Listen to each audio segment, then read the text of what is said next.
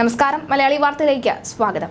നേര്യമംഗലത്ത് കാട്ടാന ചവിട്ടിക്കൊന്ന ഇന്ദിരയുടെ മൃതദേഹവുമായി പ്രതിഷേധിച്ച കേസിൽ മൂവാറ്റുപുഴ MLA മാത്യു കുഴൽനാടനൊപ്പം കോടതി ജാമ്യം അനുവദിച്ച എറണാകുളം DCC പ്രസിഡന്റ് മുഹമ്മദ് ഷിയാസിനെ വീണ്ടും അറസ്റ്റ് ചെയ്യാൻ പോലീസിന്റെ നീക്കം. കോതമംഗലം കോടതി ജാമ്യം അനുവദിച്ചതിന് തൊട്ടു പിന്നാലെയാണ് പോലീസ് വാഹനം ആക്രമിച്ചു എന്ന കേസിൽ മുഹമ്മദ് ഷിയാസിനെ അറസ്റ്റ് ചെയ്യാൻ ശ്രമിച്ചത്.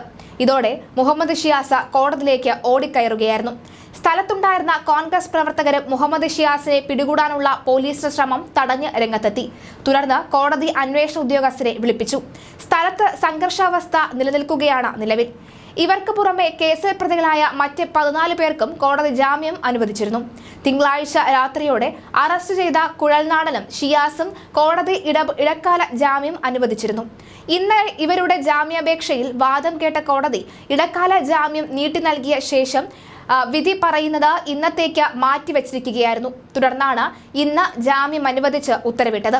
മൃതദേഹവുമായി പ്രതിഷേധം നടത്തിയ കേസിൽ കണ്ടാലറിയാവുന്ന 30 പേർക്കെതിരെയാണ് പോലീസ് കേസെടുത്തത്.